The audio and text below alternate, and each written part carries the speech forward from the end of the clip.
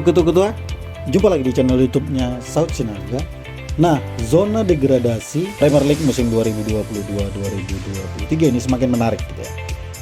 Karena minggu ini akan ada pertandingan midweek ke-37 dan sebelum hasil dari midweek 37 terjadi, kita mau nginfoin hasil midweek 38.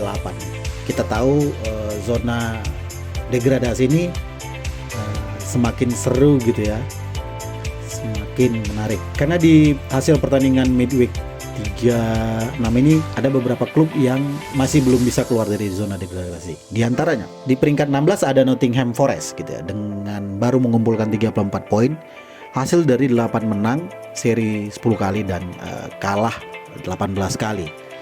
Dan di pertandingan minggu ke-36 kemarin, Nottingham Forest harus bertamu ke kandang Chelsea di Stamford Bridge. Kita tahu hasil pertandingan ini kedua klub berbagi poin gitu ya, dengan hasil akhir 2-2, di mana Chelsea lewat 2 gol Raheem Sterling menit 51 dan 58, dan kemudian Nottingham Forest juga memberikan perlawanan lewat 2 gol Awoniyi menit 13 dan 62.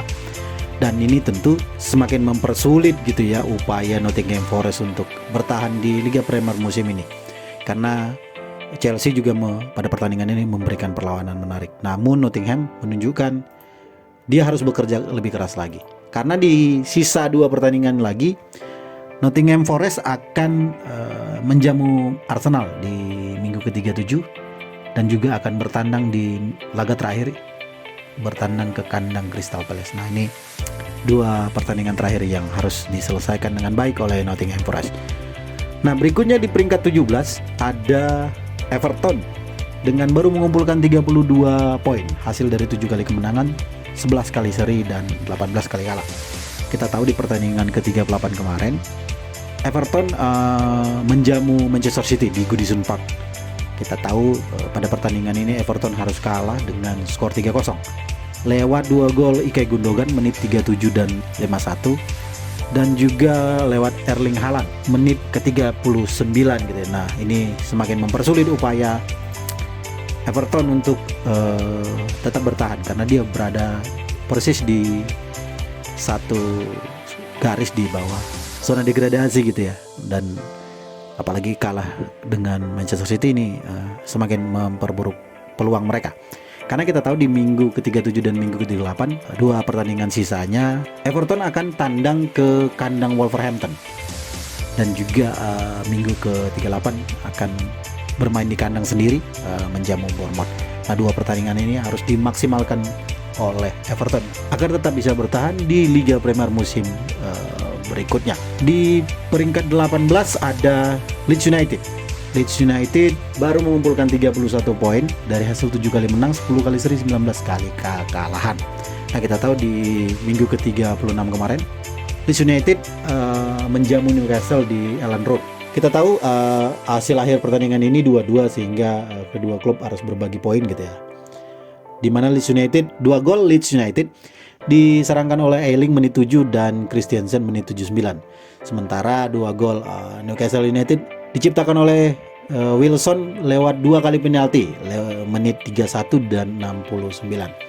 Dan di pertandingan ini sebenarnya Leeds United hampir pupus harapan gitu ya, ketika penalti yang diperoleh oleh Newcastle ini membenamkan semangat Leeds United. Namun kemudian Christensen bisa menyamakan kedudukan gitu.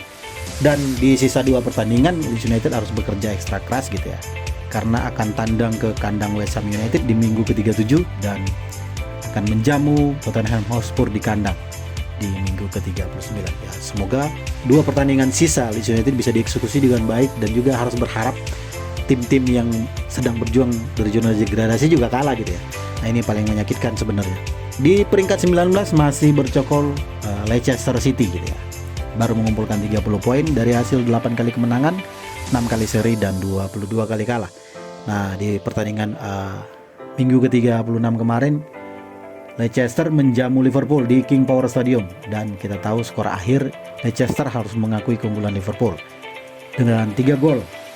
2 gol dari Jones menit 33 dan 36, dan Gol terakhir diciptakan oleh Alexander Arnold, ini 7-1. Nah, ini semakin menyusahkan perjuangan Leicester City untuk kembali bertahan di Liga Inggris musim ini. Dan ini menjadi upaya kerja keras terakhir mereka di sisa 2 pertandingan. Karena di pertandingan minggu ke-37 mereka akan bertamu ke kandang Newcastle United. Ini menjadi pertandingan sulit bagi mereka. Dan minggu terakhir 38 akan menjamu West Ham United di kandang. Ya, kita berharap bisa menang karena dari juara beberapa edisi yang lalu, kemudian sekarang berjuang di zona degradasi. Sedangkan yang sudah dipastikan degradasi ada Southampton, karena dari 36 pertandingan baru mengumpulkan 24 poin hasil dari 6 kemenangan, 6 seri dan kalah 24. Kita tahu Southampton pada minggu ke-36 kemarin itu bertanding di kandang sebenarnya St. Mary's Stadium menjamu Fulham gitu ya. Tapi skor akhir 0-2 untuk keunggulan Fulham, di mana Carlos Vinicius 48 menciptakan gol dan Alexander Mitrovic menit 72. Semakin menegaskan bahwasanya kekalahan ini memastikan Everton harus degradasi di musim ini dan harus kembali berjuang di Championship musim depan. Dan kita tahu di sisa 2 pertandingan yang sebenarnya sudah tidak mempengaruhi nasib Southampton lagi, namun kemudian ini bisa jadi upaya Southampton untuk menghibur penggemarnya gitu. Karena di minggu ke-37 pertandingan sulit akan datang gitu ya, karena harus bertandang ke Brighton and Hove Albion. Dan minggu ke-35 juga pertandingan cukup sulit juga, karena Liverpool juga sedang berada menginginkan zona Liga Champions gitu, menjamu Liverpool di kandang. Nah, ini menjadi pertandingan terakhir Southampton. Nah, itu informasi pertandingan di zona degradasi minggu ke-34, dan semoga pertandingan minggu ke-37 ini menjadi pertandingan menarik, karena 4 tim dari zona degradasi harus berjuang ekstra keras. Ada Nottingham Forest, Everton, Leeds United dan Leicester City harus berjuang untuk keluar dari zona degradasi gitu. Kita tahu Southampton Football Club sudah memastikan terdegradasi musim 2022-2023 ini. The Saints harus bermain kembali di Championship musim depan. Kita tahu bersama Southampton biasanya di beberapa musim berikut ini berada di papan tengah. Namun karena mungkin ada beberapa kendala di internal mereka, jadi Southampton sedikit goyang gitu ya. Dan kita tahu semoga juga Southampton tetap menghasilkan pemain-pemain terbaik, karena Southampton merupakan salah satu pemilik akademi terbaik yang menonjol di Inggris. Itu dulu berita dan informasi dari zona degradasi musim ini. Sampai bertemu di video selanjutnya. Dadah.